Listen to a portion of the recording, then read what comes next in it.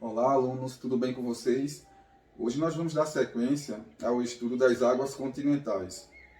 Já vimos as geleiras e as águas subterrâneas. Hoje veremos os rios e a importância, os usos das águas continentais. Pois bem, para refletirmos, vamos dar uma lida aqui numa letra aqui de uma canção de José Olívio, que se chama A Água, Sem Ela Vida Não Há. É a água um grande bem, para a vida essencial, é preciso que se faça dela uso racional, preservando as gerações futuras de um grande mal. Por ser um bem precioso, deve ser preservado, vida sem água não existe. É preciso ter cuidado, só a água mata a sede, ao demais é descartado. Entre ela e nossa vida, há forte vinculação. Ao utilizar a água, é preciso atenção, evitar o desperdício, virou mais que obrigação. Vimos que a água é uma substância abundante no planeta Terra e cobre aproximadamente 3/4 da superfície do planeta. A vida emerge de uma fonte de água potável. Para o ser humano, a água é líquido indispensável que flui no corpo e mantém boa saúde. Então, a água é vida, a água é utilizada em diferentes usos, no uso doméstico, na indústria, na agricultura, etc. E vimos também na aula passada a distribuição da água no mundo. Então, vimos que 97% da água ela está nos oceanos, 3% água potável, 70% nas geleiras e nos icebergs, 29% nos aquíferos e 1% rio, lagos, solo, etc. Então, o objeto de estudo de nossa aula de hoje são os rios, certo? Os rios são cursos regulares de água que desembocam no mar, em um lago ou em outro rio. Lembrando sempre que um rio, o percurso é da parte mais alta para a parte mais baixa. Nós vimos também que os rios se formam por conta das precipitações, ou seja, as chuvas, os afloramentos de água subterrânea, o derretimento de gelo e neve das montanhas. Vimos também que a quantidade de água de um rio ele pode variar muito de um rio para outro e também ao longo do ano. Então, a época em que eles recebem maior quantidade de água ou maior quantidade de chuva, né, é o período das cheias. Uma outra em que recebe uma menor quantidade é o período da estiagem. Então, temos vários tipos de rios, né? Temos os rios perenes ou intermitentes, ou seja, os rios que nunca secam. Vários tipos de rios. Os rios eles podem ser perenes ou intermitentes. Os rios perenes, eles nunca secam. E os rios intermitentes são também chamados de temporários, ou seja, aqueles que secam no período da estiagem. E passamos a ver agora a parte de um rio, as partes de um rio. Então, o rio tem a nascente, que é o ponto onde o rio começa o seu curso.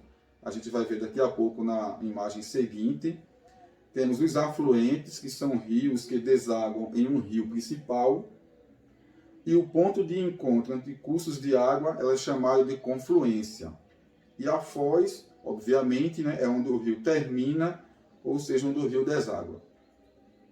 O conjunto de um rio principal e seus afluentes forma a rede hidrográfica. E a área drenada por essa rede configura a bacia hidrográfica. Então, as bacias hidrográficas elas são delimitadas por regiões de altitudes mais elevadas, que são chamadas de divisores de água. Então, o mapa aqui acima, né, na imagem, representa a bacia hidrográfica do rio Parnaíba, que abrange os estados do Piauí, do Maranhão e do Ceará. Vocês podem estar vendo aqui, ó. E aí também no livro de vocês, certo? Vou mostrar aqui agora a imagem referente às partes de um rio. Então, nós temos aqui, perceba aqui, observe na ilustração que a nascente, né, sempre fica na parte mais alta do relevo. Aqui a nascente, o rio principal. O item 2, nós temos os afluentes, né, rios que desaguam em um rio principal. No caso aqui em tela, o afluente desaguando aqui no rio principal, representado pela numeral 1. E o número 3, onde o rio desemboca ou deságua, tá? A foz do rio, certo? Gente, dando continuidade, veremos agora, né, os usos das águas continentais. Eu já falei no início da aula que as águas, ela é fonte de vida e é utilizada nas mais diversas atividades. Então acompanhe. As águas continentais são utilizadas para o abastecimento doméstico, produção industrial e de energia elétrica, transporte de pessoas e de mercadorias e a irrigação.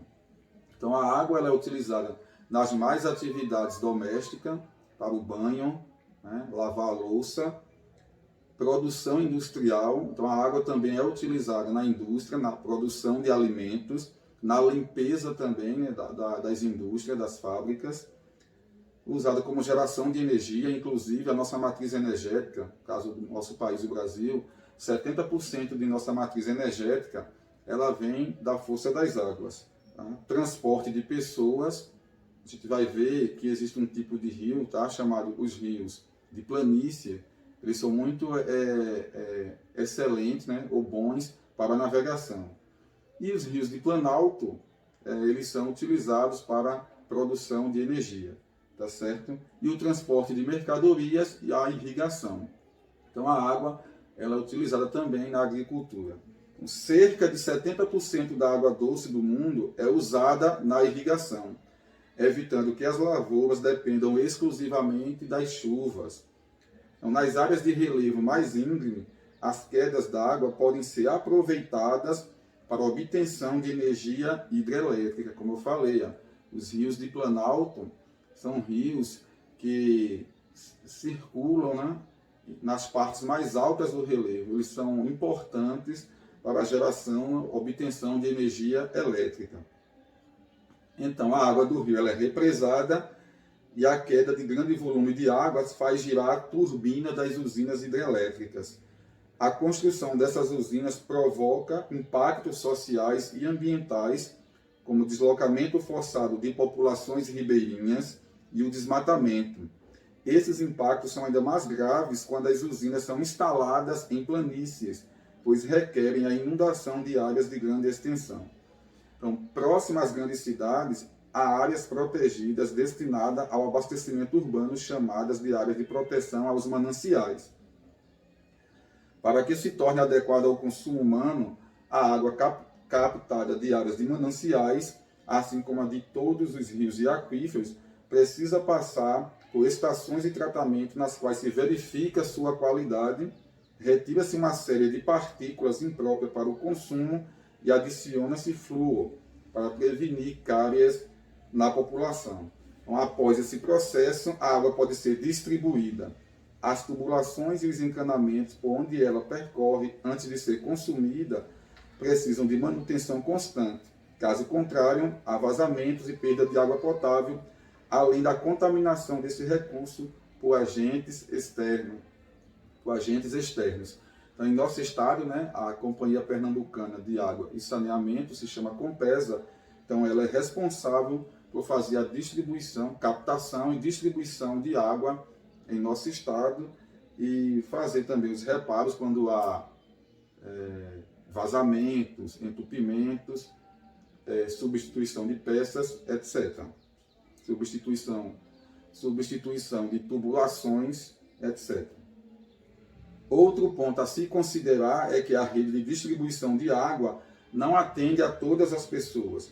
Por isso, muitas famílias, principalmente em áreas rurais e periféricas, utilizam outras formas de abastecimento, como caminhões-pipa e poços, né, poços artesianos, que já comentamos em uma outra aula. Os recursos hídricos também são um importante atrativo turístico. Em momentos de lazer, muitas pessoas buscam áreas com rios e lagos, onde não só desfrutam da beleza natural, como praticam a pesca turística e o ecoturismo. Além de banhar-se nas praias fluviais, por esse motivo, alguns municípios têm nesse tipo de turismo uma fonte de renda importante, como é o caso de Bonito, no Mato Grosso do Sul, como vocês observam aqui nessa imagem, tá certo? É a cidade de Bonito, no estado do Mato Grosso do Sul, em que águas cristalinas tornam-se um atrativo turístico. Tá? O turismo aí é um turista fazendo um mergulho em um rio próximo à Serra da Bodoquena, na região entre as cidades de Jardim, no Mato Grosso do Sul, e Bonito, também no referido estado. Então, gente, só recapitulando aqui, fazendo uma síntese da aula de hoje, nós vimos que a água ela é vida, ela é importante, é utilizada na indústria, na agricultura, nas atividades domésticas, é utilizada também no turismo. Vimos também as partes de um rio, a nascente, onde o rio nasce, os afluentes, rios que desembocam no rio principal, e a foz, onde o rio deságua, certo? Bem, os tipos de rios, né? Temos rios perenes ou intermitentes, rios que nunca secam. Então é isso, gente. Aproveita e se inscreve no canal do Beton Silva, deixa teu like, comenta também e compartilha aí com teus amigos aí, certo? Grande abraço, beijo, até!